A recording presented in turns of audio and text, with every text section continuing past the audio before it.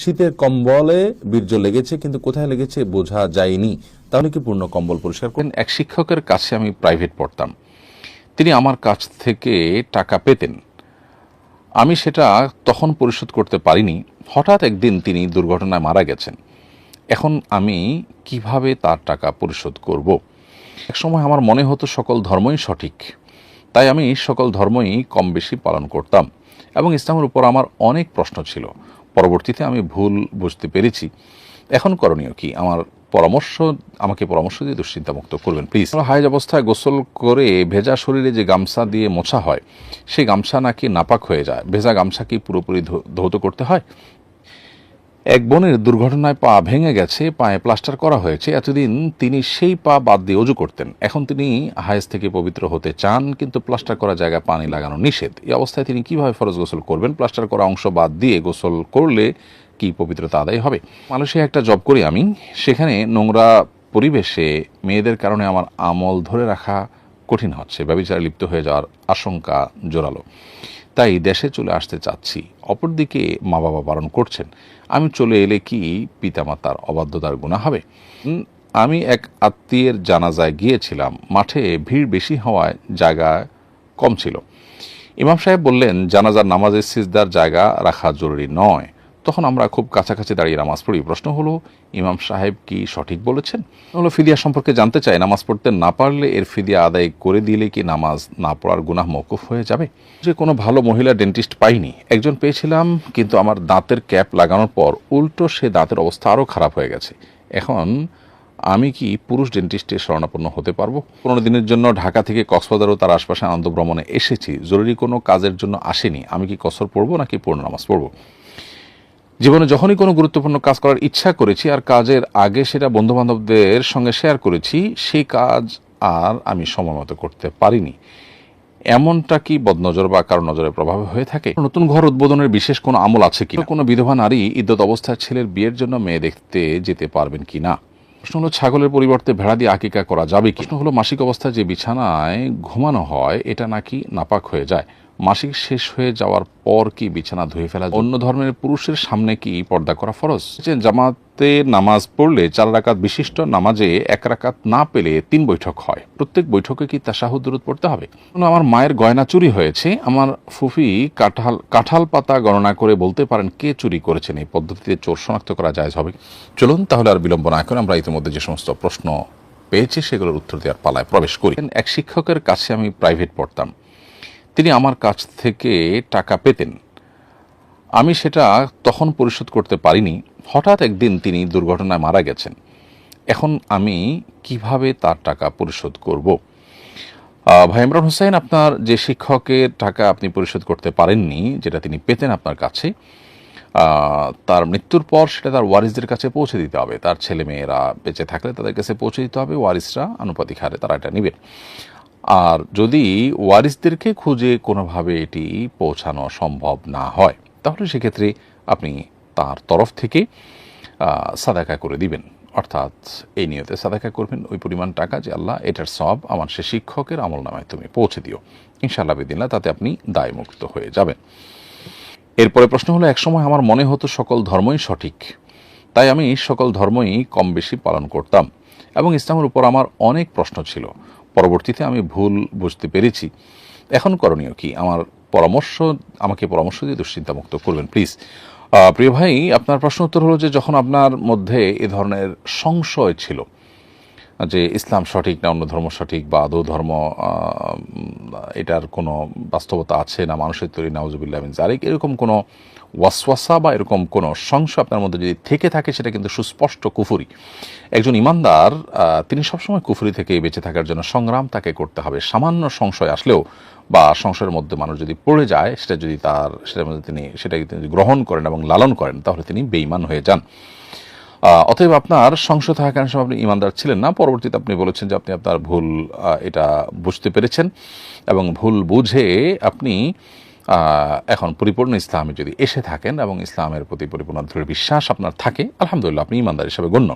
এখন ইসলামের যে বিধিবিধান আছে সেগুলো মেনে চলা, মুখে আপনার আল্লাহর একত্ববাদ, নবী সাল্লাল্লাহু আলাইহি ওয়াসাল্লামের রিসালাতের সাক্ষ্য দেওয়া, এটা আপনার কর্তব্য এবং আপনি আগে যে গুনাহ হয়েছে বা আগে যে আপনার সংশয় আপনার মধ্যে কাজ করেছে, সেটা আপনি পরবর্তীতে ইসলামে আসার কারণে ইনশাআল্লাহ ক্ষমা হয়ে যাবে, এবং সেটার জন্য আপনি নিশ্চয়ই অনুতপ্ত, সেজন্য আপনি নিশ্চয়ই আপনার ভুলের জন্য নিজেকে ভৎসনা করছেন। অতএব এর মাধ্যমে আপনার সে সময়ের যে সমস্ত চিন্তা ছিল, ভুল চিন্তা, সেগুলোর কারণে আপনি আল্লাহর কাছে কোনো দায়ী হবেন না ইনশাআল্লাহ তাআলা। কারণ আল ইসলাম ইয়াহদি মা কানা ক্বাবলা, নবী সাল্লাল্লাহু আলাইহি ওয়াসাল্লাম বলেছেন, ইসলাম মানুষের পূর্বের সব কিছুকে ধ্বংস করে দেয় বা মাফ করিয়ে দেয়। সো আপনি যখন ইসলাম গ্রহণ করেছেন, এখন নতুন করে ইসলামের প্রতি দৃঢ় বিশ্বাস এসেছে, আপনার আগে যে সংশয় ছিল, ওয়াসওয়াসা ছিল, সেটা আল্লাহর কাছ থেকে আপনি ক্ষমা পেয়ে যাবেন। এরপরে প্রশ্ন হলো, হায়েজ অবস্থায় গোসল করে ভেজা শরীরে যে গামছা দিয়ে মোছা হয়, সেই গামছা নাকি নাপাক হয়ে যায়, ভেজা গামছা কি পুরোপুরি ধৌত করতে হয়?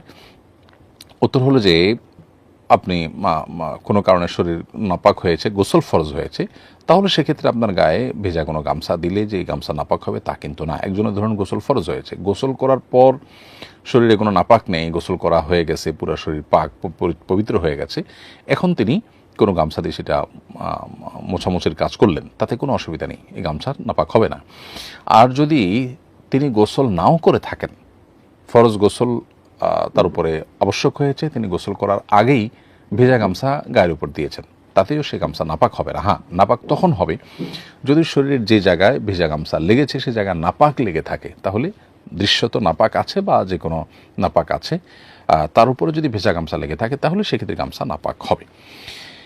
এক বোনের দুর্ঘটনায় পা ভেঙে গেছে, পায়ে প্লাস্টার করা হয়েছে, এতদিন তিনি সেই পা বাদ দিয়ে অজু করতেন, এখন তিনি হায়েজ থেকে পবিত্র হতে চান, কিন্তু প্লাস্টার করা জায়গায় পানি লাগানো নিষেধ। এই অবস্থায় তিনি কিভাবে ফরজ গোসল করবেন? প্লাস্টার করা অংশ বাদ দিয়ে গোসল করলে কি পবিত্রতা আদায় হবে?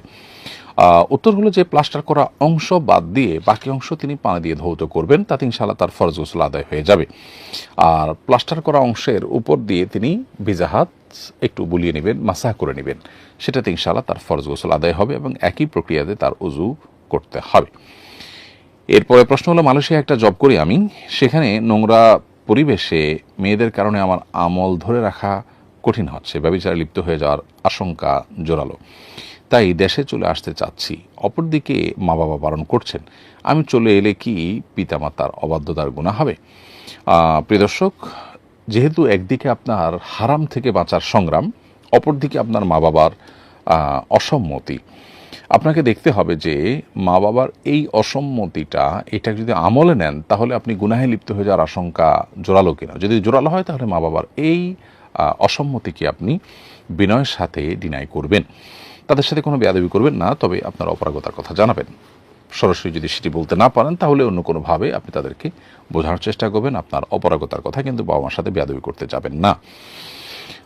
কারণ লা তাআতা লি মাখলুকিন ফি মাসিয়াতিল খালিক, আল্লাহ রাব্বুল আলামিনের অবাধ্যতায় লিপ্ত হয়ে, কোনো গুনাহে লিপ্ত হয়ে আমরা পৃথিবীতে কাউকে খুশি করতে পারি না বা কারোর কথা মানতে পারি না। মা বাবার কথা আমরা মানতে বাধ্য, কিন্তু যতক্ষণ তারা আল্লাহর কোনো বিধানের বিরুদ্ধে আমাদেরকে না বলেন, যদি তাদের কোনো কথা মানতে গিয়ে আল্লাহর বিধান লঙ্ঘন হয় তাহলে সেই কথা কিন্তু মানা যাবে না। একই কথা সবার জন্য প্রযোজ্য।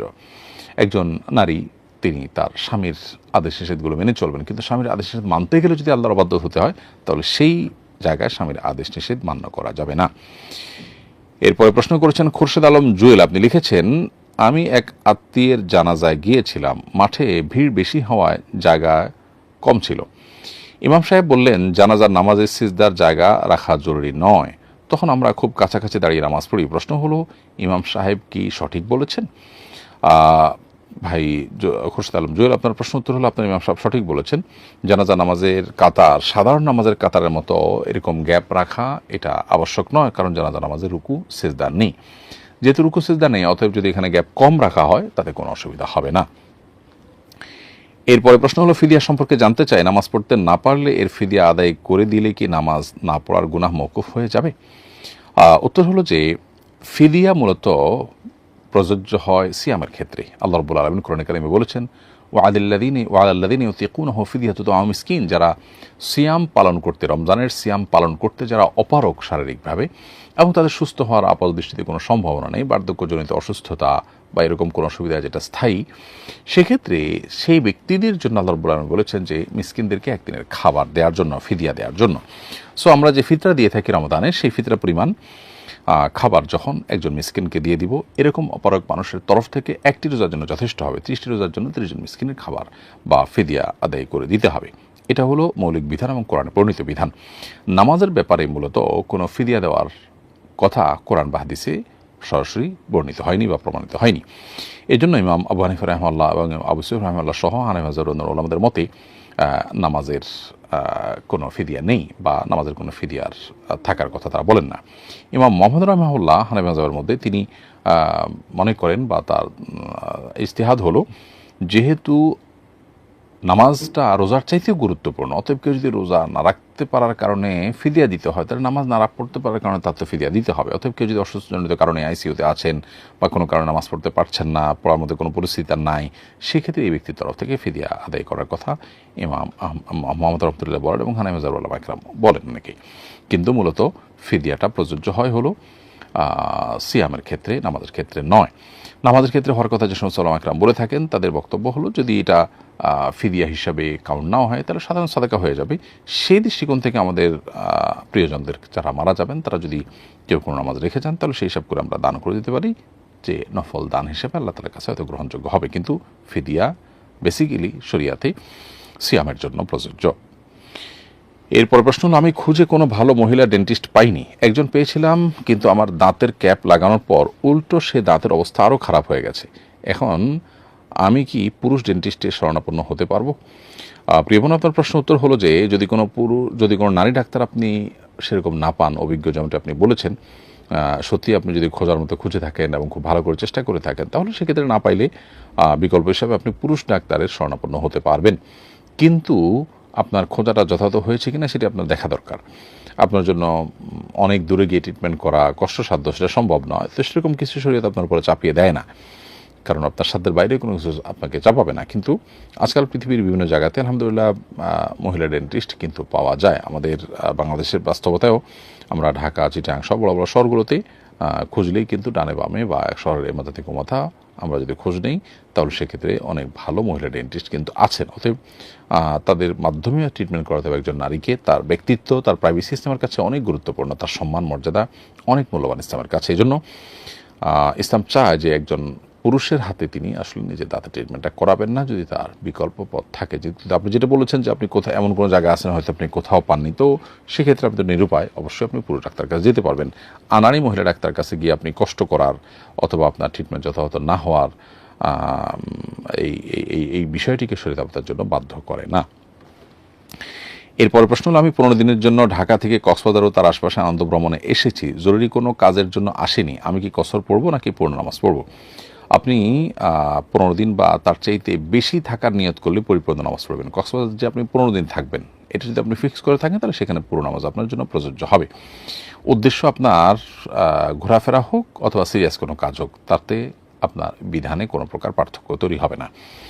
আর যদি 15 দিনের কম থাকা হয়, তাহলে সেক্ষেত্রে আপনার কসরের নামাজ আপনার জন্য প্রযোজ্য হবে। আর যদি এমন হয় যে কক্সবাজারে পুরোপুরি 15 দিন থাকবেন না, আপনি এখানে কিছুদিন থাকবেন, কিছুদিন হয়তো এই শহর থেকে বাইরে অন্য জায়গাও গিয়ে থাকবেন কিছুদিন, তাহলে সেক্ষেত্রে আপনি এই 2 জায়গায় 2 সময় থাকার কারণে আপনার মুসাফির হিসাবে গণ্য হবেন। আপনি সেক্ষেত্রে আপনি 15 দিন বা 15 দিন বেশি থাকলেও, যেহেতু কয়েক জায়গায় আপনি থাকছেন, ধরা যাক 5 দিন আপনি চিটাগাং থাকছেন, 10 দিন আপনি কক্সবাজার থাকছেন, তাহলে 2 জায়গায় মিলে যেহেতু থাকছেন, অতএব আপনি কসর সেই হিসাবে পড়বেন।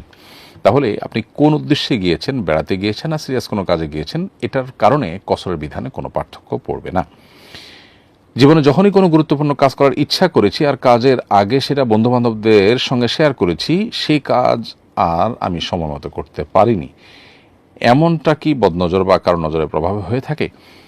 এটি হতে পারে, আবার এটি আপনার নিছক ওয়াসওয়াসাও হতে পারে, আপনার মনের যে খুঁতখুঁতে ভাব সেটার কারণে হতে পারে। হয়তো অনেক কাজ আপনি মানুষের সঙ্গে শেয়ার করেছেন এবং সেটি আপনার জীবনে হয়েছে, আপনি খেয়াল করেননি, হয়তো আপনার মাথায় সেটি নেই, তো এটিও হতে পারে। আবার এটাও ঠিক যে অনেক গুরুত্বপূর্ণ কাজ, লোভনীয় কাজ বা খুব আকর্ষণীয় কোনো অ্যাচিভমেন্ট যখন থাকে, সেটা যখন মানুষের সঙ্গে খুব বেশি শেয়ার করা হয়, বদনজর লাগার একটা আশঙ্কা থাকে। এই জন্য এ ধরনের কাজ মানুষের সাথে খুব বেশি আগে ভাগে শেয়ার না করা উচিত। যে পর্যায়ে গিয়ে শেয়ার করলে আর অসুবিধা নেই, সে পর্যায়ে শেয়ার করা যেতে পারে। এরপরে প্রশ্ন হলো, নতুন ঘর উদ্বোধনের বিশেষ কোনো আমল আছে কিনা? উত্তর হলো, আমরা যখন নতুন কোনো ঘরে উঠবো, নতুন কোনো দোকান বা নতুন কোনো অফিসে উঠবো, সেক্ষেত্রে সহিহ মুসলিমে খাওয়ালা বিনতে হাকিম রাদিয়াল্লাহু তাআলা আনহা বর্ণিত একটা হাদিস থেকে একটি আমলের কথা আমরা জানি। সেটি হলো নবী সাল্লাল্লাহু আলাইহি ওয়াসাল্লাম বলেছেন, তোমাদের কেউ যদি কোনো নতুন জায়গায় উঠে, তাহলে কোথাও কোনো নতুন জায়গায় গিয়ে উঠলে সে যেন পড়ে আউযু বিকালিমাতিল্লাহি তাম্মাতি মিন শাররি মা খালাক, আউযু বিকালিমাতিল্লাহি তাম্মাতি মিন শাররি মা খালাক। যার অর্থ হলো আল্লাহ রাব্বুল আলামিন যত ক্ষতিকর বস্তু সৃষ্টি করেছেন সেগুলোর ক্ষতি থেকে আল্লাহর কাছে আমি আশ্রয় চাই। তো এরকম তো পড়ে যদি কেউ কোনো জায়গায় গিয়ে উঠে, সেটা অবশ্য নতুন হওয়া কোনো জরুরি না। আপনি একটা বাসায় উঠলেন, সে বাসাটা পুরনো বাসা, কিন্তু আপনি গিয়ে উঠলেন, আপনি একটা জায়গায় গেলেন, কোনো জায়গায় গিয়ে যখন কেউ উঠে, তখন সে এই দোয়া পাঠ করলে তার মাধ্যমে আল্লাহ রাব্বুল আলামিন তাকে যাবতীয় ক্ষয়ক্ষতি থেকে হেফাজতে রাখেন।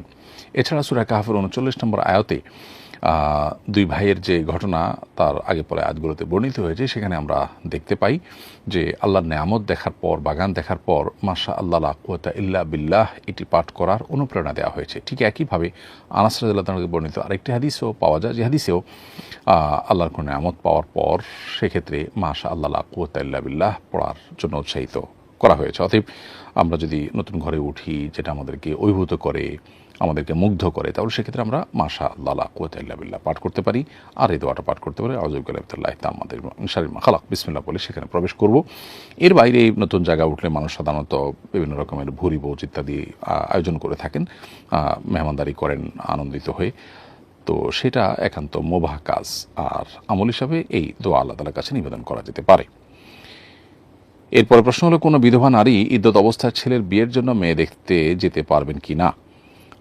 যদি বিকল্প পথ থাকে তাহলে তার সে কাজটি করতে হবে। ইদ্যত অবস্থায় স্বামীর বাসা থেকে বা যেখানে তিনি ইদ্যত পালন করছেন সে জায়গা থেকে একান্ত নিরুপায় না হলে তিনি বের হবেন না। যদি এই কাজটি কিছুদিন করলেও পরেও করা যেতে পারে, বা এটা না যেয়ে তিনি ভিডিও কলের মাধ্যমে বা ছবির মাধ্যমে দেখতে পারেন, অথবা কোনোভাবে করতে পারেন, তাহলে সেটা তাকে করতে হবে, মেনটেন করতে হবে। আর যদি এটা তার জন্য নিরুপায় হয় বা বড় ধরনের ক্ষতির কারণ এটা না করতে পারলে, তাহলে সেক্ষেত্রে তিনি দিনের বেলা যেয়ে দ্রুততার সাথে কাজ সেরে আবার নিজের জায়গায় ফেরত আসবেন। এরপরে প্রশ্ন হলো, ছাগলের পরিবর্তে ভেড়া দিয়ে আকিকা করা যাবে কিনা? উত্তর হলো হ্যাঁ, আকিকা ছাগলের পরিবর্তে ভেড়া দিয়ে করলেও আকিকা আদায় হয়ে যাবে। তারপরে প্রশ্ন হলো, মাসিক অবস্থায় যে বিছানায় ঘুমানো হয় এটা নাকি নাপাক হয়ে যায়, মাসিক শেষ হয়ে যাওয়ার পর কি বিছানা ধুয়ে ফেলা জরুরি? উত্তর হলো না, এটা সঠিক কোনো কথা নয়। মাসিক হলে সে অবস্থায় যদি কোনো বিছানায় কোনো নারী ঘুমান, সে বিছানা নাপাক হয়ে যায় না। হ্যাঁ, যদি মাসিকের কোনো রক্ত কোনো জায়গায় লেগে থাকে তাহলে সেই জায়গাটা নাপাক হবে, সেই জায়গাটা আলতো করে ধুয়ে ফেললে, পাক করে ফেললেই হবে। আর যদি কোনো রক্ত বা নাপাক কোনো কিছু না লেগে থাকে কোথাও, তাহলে সেক্ষেত্রে শুধুমাত্র মাসিক অবস্থায় তিনি ঘুমিয়েছেন সেজন্য এই পোশাক নাপাক হয়ে যাবে, মাসিক অবস্থায় তিনি পরিধান করেছেন সেজন্য নাপাক হয়ে যাবে, ব্যাপারটা কিন্তু সেরকম না। এরপরে কুররাতুল আয়ুন এই আইডি থেকে আপনি লিখেছেন, অন্য ধর্মের পুরুষের সামনে কি পর্দা করা ফরজ? মেয়েদের জন্য যে পর্দার বিধান সেটা মুসলিম পুরুষদের জন্য যেমন প্রযোজ্য, অন্য ধর্মাবলম্বী পুরুষদের ক্ষেত্রেও প্রযোজ্য, বরং সেক্ষেত্রে আরও বেশি প্রযোজ্য হওয়ার কথা। পর্দার যে মূল লক্ষ্য বা মাকসাদ সেটা আমাদেরকে বোঝার চেষ্টা করতে হবে। সেটি হলো একজন নারী তাকে নিয়ে কোনো পুরুষের জন্য মনোজগতে বাজে চিন্তা কল্পনা জল্পনা করতে না পারে, সেই জন্য পর্দার বিধানটা আল্লাহ তাআলা দিয়েছেন। অতএব এটা মুসলিম পুরুষের বেলা যেমন প্রযোজ্য, অন্য ধর্মাবলম্বী পুরুষের ক্ষেত্রেও প্রযোজ্য। এই জন্য পর্দাটা মুসলিম অমুসলিম সব পুরুষদের সাথে আমাদেরকে করতে হবে। ঠিক একই কথা পুরুষদের বেলা প্রযোজ্য। পুরুষরা তাদের চোখের যে পর্দা করবেন সেটি শুধুমাত্র মুসলিম নারীর বেলায় প্রযোজ্য তা নয়, অন্য ধর্মাবলম্বী নারীর ক্ষেত্রেও একই বিষয় প্রযোজ্য হবে। তাদের দিকেও দৃষ্টিপাত করা, এটা পরনারীর প্রতি দৃষ্টিপাত করা, এটা শরীয়ত দৃষ্টিকোণ থেকে পুরুষের জন্য হারাম হবে, সেটি মুসলিম নারী হোক কিংবা অমুসলিম নারী হোক। এম আব্দুল মাজিদ আপনি লিখেছেন, জামাতে নামাজ পড়লে 4 রাকাত বিশিষ্ট নামাজে 1 রাকাত না পেলে 3 বৈঠক হয়, প্রত্যেক বৈঠকে কি তাশাহুদ দুরূদ পড়তে হবে? ভাই আব্দুল মজিদ, আপনি যদি 4 রাকাত বিশিষ্ট নামাজের মাত্র 1টা রাকাত মিস হয়, তাহলে সেক্ষেত্রে ইমামের সাথে দ্বিতীয় রাকাতে তো বসতেই হয়, এবং সেটি আপনার সিরিয়ালে প্রথম। আবার আপনি যখন ইমাম সালাম ফেরানোর পরে নামাজ আদায় করছেন, ছুটে যাওয়া নামাজ, সেই রাকাতে তখন আপনাকে বসতেই হচ্ছে, আবার ইমামের সাথে শেষ বৈঠকেও বসতে হচ্ছে, তাহলে মোট 3টা বৈঠক হচ্ছে। প্রশ্ন হলো, সব বৈঠকে তাশাহুদ পড়বেন কিনা? উত্তর হলো সব বৈঠকে আপনি তাশাহুদ পড়বেন। আর দুরুদটা হলো আপনার যে নিজের শেষ বৈঠক আছে ইমাম সালাম ফেরানোর পর যে আপনার ছুটে যাওয়া 1 রাকাত আদায় করবেন, সে আদায় করার পর ওই রাকাতে যে বৈঠক করবেন সেই বৈঠকে আপনি দুরুদ পাঠ করবেন, আর বাকি 2 বৈঠকে আপনি তাশাহুদ, আর তৃতীয় বৈঠক যেটা দুরূদ পাঠ করছেন সেখানে তো তাশাহুদ থাকছেই। তার মানে 3 রাকাতে তাশাহুদ পড়বেন, আর দুরূদটা পড়বেন একান্ত শেষের রাকাতে। এরপরে প্রশ্ন হলো, আমার মায়ের গয়না চুরি হয়েছে, আমার ফুফি কাঁঠাল পাতা গণনা করে বলতে পারেন কে চুরি করেছেন, এই পদ্ধতিতে চোর শনাক্ত করা জায়েজ হবে কিনা? উত্তর হলো না, এটা চোর শনাক্ত করার কোনো সেরাই বা গ্রহণযোগ্য কোনো পদ্ধতি নয়। এরপরে ইসরাত জাহান প্রীতি বোন আপনি লিখেছেন, প্রশ্ন করেছেন, শীতের কম্বলে বীর্য লেগেছে কিন্তু কোথায় লেগেছে বোঝা যায়নি, তাহলে কি পূর্ণ কম্বল পরিষ্কার করতে হবে? না, শুকায় যদি যায় অসুবিধা নেই, আপনার না ধুলেও চলবে। তবে সেখানে ভিজা শরীর লেগে আবার সেখানে আবার তার আলামত চলে আসতে পারে, এরকম আশঙ্কা আছে, সেজন্য ওই জায়গাটা পরিষ্কার করতে পারলে ভালো। আর যদি দেখা না যায়, আলামতই না থাকে, তাহলে আর টেনশন করার কোনো কারণ নেই, শুকিয়ে গেলে অসুবিধা নেই।